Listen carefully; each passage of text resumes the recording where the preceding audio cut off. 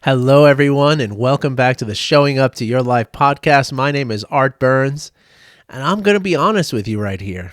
Okay, this might surprise you, it might even shock you, and I'm sorry for that. I do not mean to cause you any discomfort, but I'm not really excited today.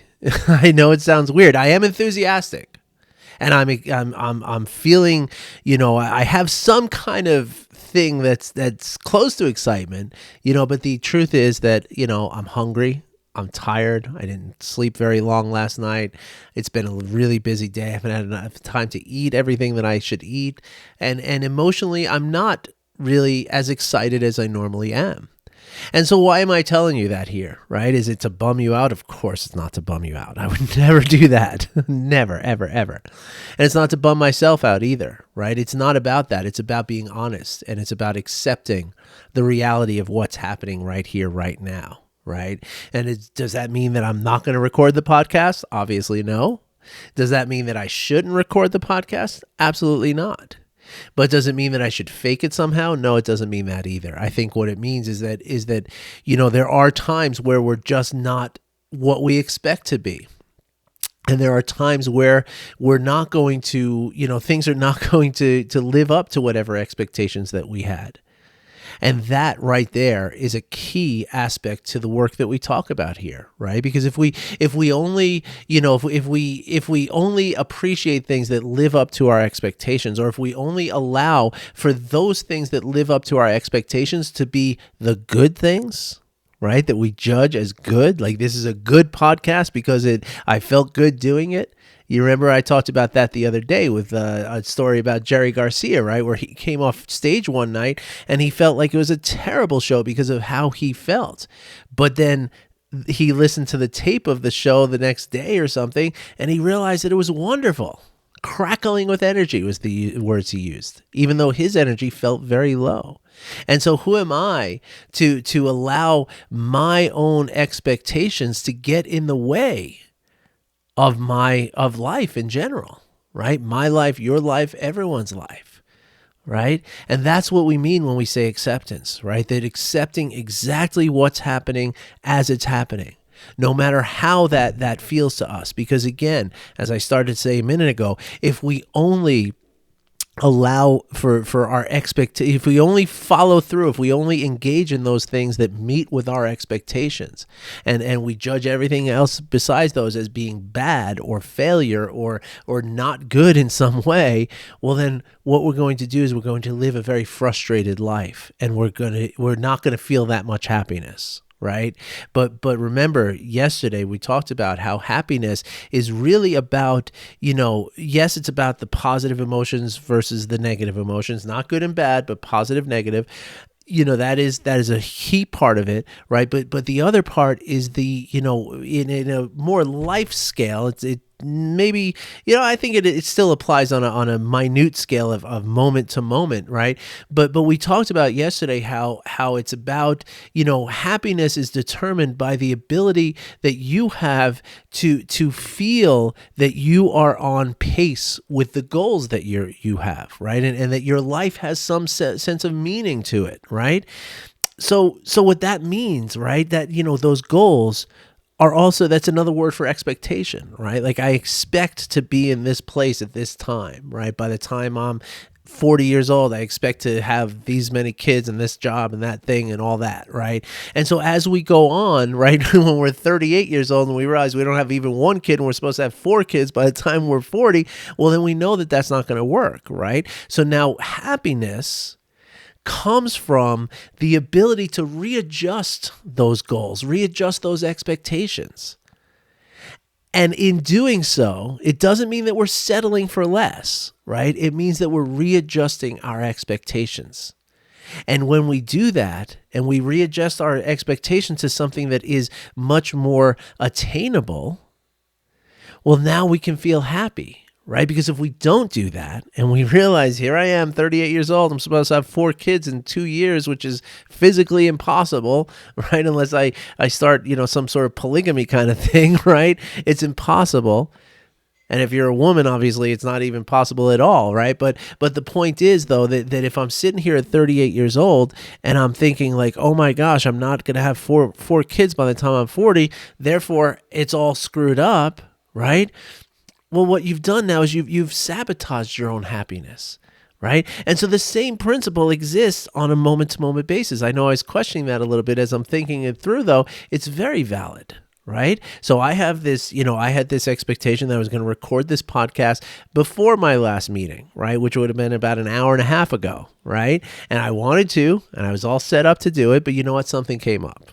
And it was impossible for me to do that, right? So I could have done one of two things, right? I could have blown up and thrown a hissy fit and gotten very upset, maybe even said, I'm not going to do the podcast today. Too bad, it's not going to happen. Or I could have tried to force my way through it and done a really, less than, like a podcast that was not as impactful as I'm hoping it to be, right?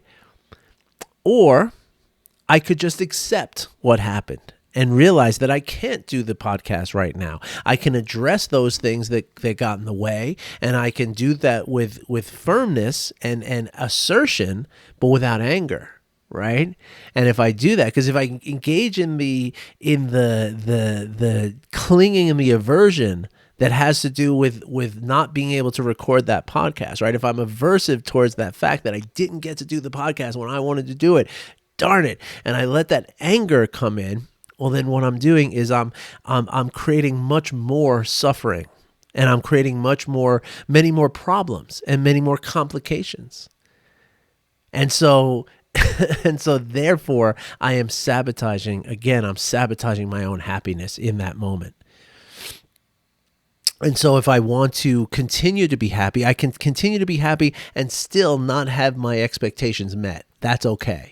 Right? As long as I'm open to reevaluating my expectations and my goals on a moment-to-moment basis. Now, some ways you can say, just don't have any expectations and just be present and be open to whatever arises in the moment, which technically that's what this turns into, right? Because if your expectations are so malleable and so willing to be changed, well, then they're not really expectations. They're just sort of ideas of expectations, right? So you can look at it one way or the other. If you're the kind of person who's a black and white kind of thing and you say just don't have any expectations, if that works for you, then look at it that way. But maybe it's more helpful to look at it in terms of, the more flexible I can be with my expectations, the more available my happiness will be.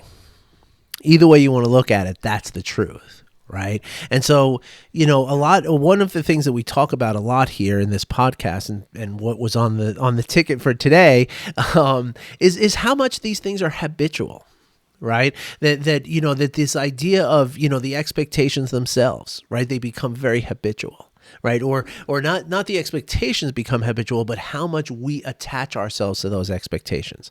Right. That becomes a habit. The more we do it, the more we engage in that, the more habitual it becomes and the harder it becomes to not do that thing. Right. And that's why what we talk about here is creating new habits. Right. Which is, which requires a simple process of practice. Right, of repetitive engagement in a process, right? That's all it is, right? So if every day you remind yourself, be flexible with your expectations, release your expectations, right? Like that's what they say to alcoholics, right? Let go of the outcome, right? Let go of the expectations. And if you tell yourself that every single day, well, over the course of a few weeks, it starts to become something your body knows how to do better than your mind does. Because the problem, as we talk about a lot here, is that when push comes to shove, right? When the stuff hits the fan, right? And the child is screaming, or the wife is screaming, or the husband's screaming, or whatever's happening in your life, the traffic jam, the bad cup of coffee that you got at Starbucks, when those things happen, we're always going to revert back into our habits. We're always going to revert back into our pattern-based behaviors, right? Because in those moments when things are blowing up inside our mind and around us in our lives, and we're feeling that stress response, right? The only way that we're going to get through that is to go back to the automatic behavior. And that's a physical mechanism of your brain is making that happen. And you're not going to change that, right? There's no changing that. The only thing you can change is how much you'll allow that stress to happen, because that is within your control. And again, that becomes habitual too, right? Like that stress response becomes habitual. In fact, almost everything that you go through is habitual. In fact, one of the things that was in my notes this morning to talk about today in this podcast is the fact that even your body type is a form of habit. And I'm going to explain that here. And this is really interesting. I told you, I think in yesterday or the day before's podcast, about a year and a half ago, I was driving Lyft at night to try to, pay my bills while I committed myself to this coaching business, right? Which, it doesn't happen overnight. You have to build it up. You don't just start paying your rent just because you want to, right? And so I had to do this right now. Again, even at that point, right, that's something that I could have just given up on it. I could have said, I just can't do it. Or I could have, or as I did, I just accepted the fact that, you know what, these next year or so is going to be very uncomfortable for me, right? But is is helping other people worth that discomfort to me? And the answer was unequivocally yes, and very simple for me to answer that question with a yes, right? And so I persevered. Right. But anyway, that wasn't the point of my Lyft story. The point of my Lyft story is one day I picked up these guys who were like, going out to dinner or something like that. Right. And of course, one of the things that happens in Lyft is you're hearing all these conversations of people, and it gets a little crazy sometimes, a little creepy. Sometimes it's very fun and you get into the conversations with people, but sometimes you get an insight into what people are talking about in a very interesting way, and it's really fascinating. But anyway, these two guys were talking. They're in their 30s, I would say, mid-30s, something like that, a little younger than me. Just a little, and they're talking on their way out to dinner. They're talking about, or just after dinner, something like that. They're talking about this other friend that they have, right? And this other friend that they have was at one point very overweight, right? Like over 100 pounds overweight, kind of thing, like a big deal, right? And this person lost all that weight, right?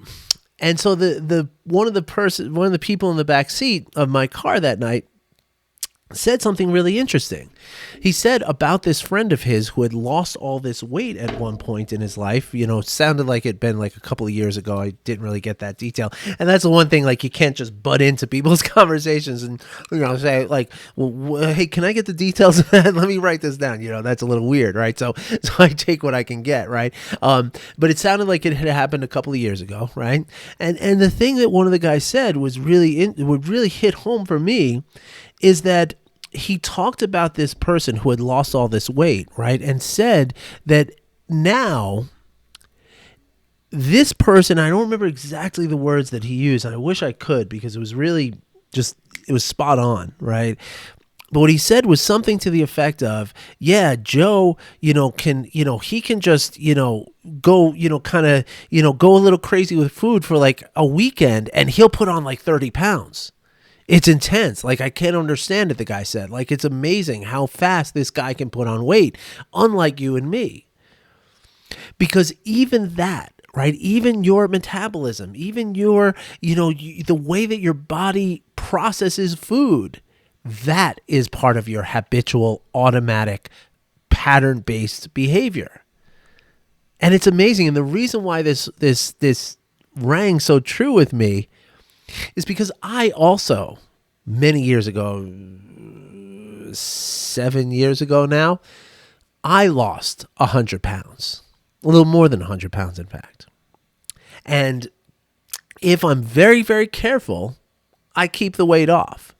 But if I let go even a little bit, that weight comes back on so much faster for me than it would for anyone else, right? If you had somebody, so I when I lost my weight, I got to my prime weight of about 168 pounds, down from 275, right? As a guy who's just under 6 feet tall, you can do the math, right? It's not good, right? So 168 is the appropriate weight. I mean, there's a range, but that's, kind of in the middle. I think up until like 185, I'm good. I'm considered normal, but I was 168 when I got to my lowest point, right? Now, if I took somebody else who was also 168 pounds, but had always been 168 pounds, right? Like they didn't lose 100 pounds to get to 168. They were that was their natural weight. Well, if that person and I went out and ate pizza one night, right? The next morning, I would weigh myself and I'd probably have 5 pounds on my body. And that person would probably have 1 pound. Right. And so if you took like a week and I ate really, we both ate the same kind of overindulgence for a week, he'd put on a couple pounds, maybe 3 or 4 pounds. No big deal. He can lose that very easily. I would put on like 10 or 15 pounds. Seriously. And I've seen that happen to me. And it's always baffled me. And so hearing that and knowing what I know about how the body works, it helps me to understand like, oh, wow. Okay. So it's just the way it is. Right? It doesn't mean that I did something wrong. It doesn't mean that I'm a bad person. It doesn't mean that, I need to identify with this in any way, right? It's just the way my body is, right? And so, and again, so what does that mean, right? It doesn't mean that, it's substantially, it just means that I'm aware of it. Right. And it means that if I want to maintain the weight that I want to maintain, then I have to be that much more vigilant. And that's just the way it is for me. Right. It's not the way for you. It's not the way for that person or that person or that person. It's that way for me. Right. But when I can accept that, now it becomes something that is, relatively, simple and easy to process. It becomes something that's not, I don't have to like dig through all this emotional stuff to get to the solution, right? It's just who I am. And that's the point of non-judging awareness, right? When we can bring non-judging awareness to these tendencies of ourselves, to these habits of ourselves, to these, sort of patterns that we live with, right? Then I know that, no, I can't eat that big yummy looking thing that you're eating, right? I can't do it because my body, the weight that I'm trying to keep is more important to me, right? Because I'm 52 years old now, and it's no joke. If I put on a lot of weight, my blood pressure goes up. At this point in my life, high blood pressure is very dangerous. You could get hardened arteries and all kinds of other stuff. So I'm making a value-based decision, right? A conscious value-based decision. Right. But now we're just talking about something simple about eating and diets and stuff like that. Right. And that's a very simple thing. Right. Like I can only eat this many calories or else I'm going to put on weight unless I'm able to really work out, which in time of Corona, I'm not able to. I've got 2 kids here all day. I've got to, I can't go out on a 2-hour bike ride the way I used to be able to. Right. And so I have to adjust. Right. And so that's a very simple thing. But what happens when we talk about the emotions? Well, I'm telling you right now, it's the same thing, right? So the emotion of anger is a habit for me, right? And in the same way that I can eat, the same thing that you can, and I'm going to put on weight more quickly and more dramatically than you are, in that same way, my anger is always where I'm likely to go back to. Right? Like, so if the same thing happens to you and me, right? We both experience the same thing. I am much more likely to become angry in response to that thing than you might be. Right?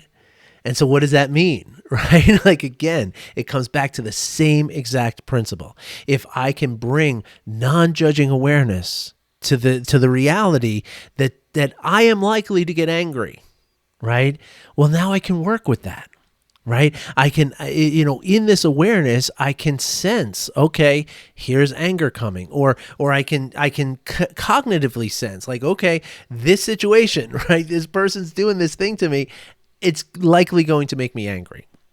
So now with that information, the same way I can make decisions about my food, with that information, I can make decisions that allow me to avoid that anger response. right? Now, maybe anger is not the thing that you have become habitually, your emotion that's become a habit. Maybe for you, it's more of a guilt thing or a shame thing or a fear thing or a jealousy thing, right? For all of us, it's going to be different.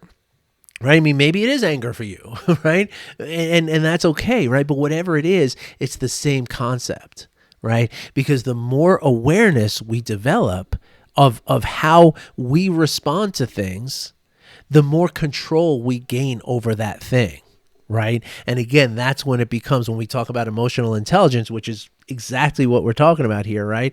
Emotional intelligence is, you can look at it as, learning to ride a horse facing forward and being in control of the horse versus riding the horse facing backwards and just being along for the ride of your emotions.